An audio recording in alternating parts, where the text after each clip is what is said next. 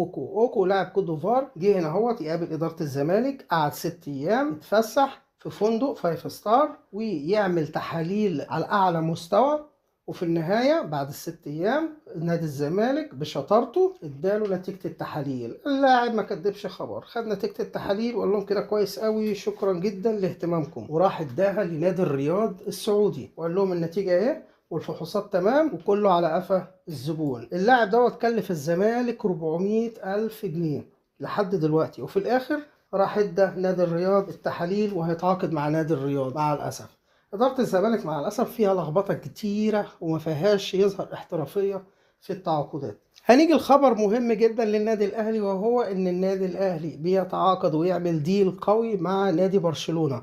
كلنا عارفين ان نادي برشلونة ونادي ريال مدريد هم اللي في الأضواء وهم اللي السبوت متسلط عليهم في العالم كله. عشان كده الأهلي فكر إن هو